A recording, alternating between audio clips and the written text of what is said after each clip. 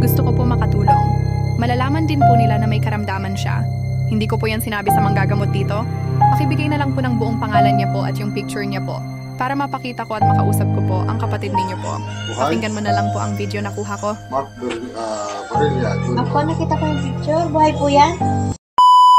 May isang masugid na taga-subaybay na lumapit sa akin kamakailan. Sabi niya, nais daw niyang tumulong sa aking paghahanap sa kapatid kong 10 taon nang nawawala at may kapansanan. At hindi pa rin namin alam hanggang ngayon kung nasaan na siya. Hindi siya humingi ng kahit anong kapalit. Kusang loob niyang inalok ang tulong mula sa puso. At sa totoo lang, hindi ako madaling maniwala sa mga hula, sa mga manghuhula o sa mga tinatawag na manggagamot. Pero naisip ko kapag ang isang tao ay tumutulong ng walang hinihinging kabayaran mula sa kabutihan ng puso, yun ay biyaya, hindi panlilin lang. Sabi nga sa Deuteronomio chapter 18 verse 10 to 12, huwag niyong tularan ang mga bansang sumasangguni sa mga manghuhula, sa mga salamangkero, mga mangkukulam o mga nakikipag-ugnayan sa mga espiritu ng patay. Ang mga gumagawa ng ganitong mga bagay ay kasuklam-suklam sa Panginoon. Ang talatang ito ay paalala na ang tunay na kaalaman at gabay ay sa Diyos lamang nagmumula, hindi sa mga hula o himala. Ngunit kung ang isang tao ay tumutulong sa kapwa ng may kabutihan at malasakit, maaaring iyon ay paraan ng Diyos upang iparating ang tulong at pag-asa sa atin. Bago ako magpatuloy, gusto ko munang magpasalamat sa lahat ng mga tumutulong at sumusuporta, nagbabahagi at tumutulong sa akin sa paghahanap. Nakakataba ng puso dahil unti-unti ko nang nakikilala ang mga taong dati mga pangalan lang sa comment section. Pero ngayon ay nagiging bahagi na ng totoong buhay ko. Ang ilan ay nagiging pasahero ko sa biyahe.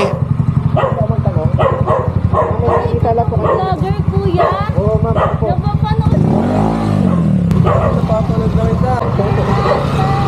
Yung may nahanap ng kapatid. Oo, napapanood yan. Nakaplug kaya? Nakapanood ka sa kanya ba, no? Nawat ah. Sige. Ingat po. Nawat po. Sana mahanap niyo na po siya. Oo, salamat. Ingat po. Salamat po. Ang iba naman ay nakakasabay ko sa kalsada. Nagugulat ako. Sabi ko, nag-instant ko siguro. Sayang mo na, para makita. Salamat. Ingat.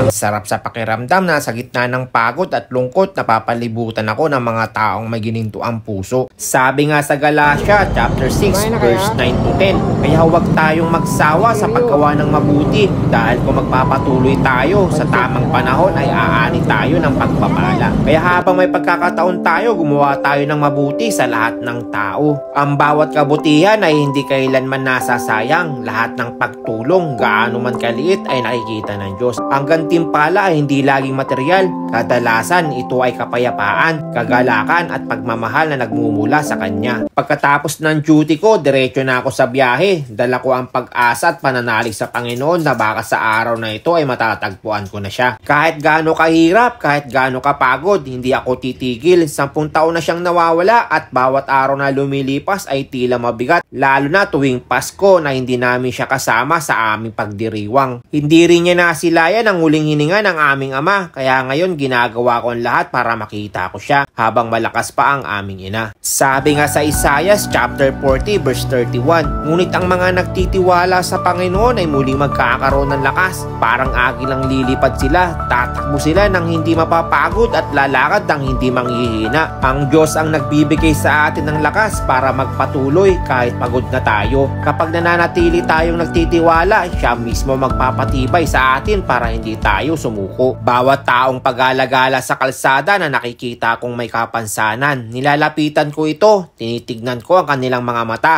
at tinatanong ko kung ano ang kanilang mga pangalan. Ano pangalan mo? Tony. Tony Katulog.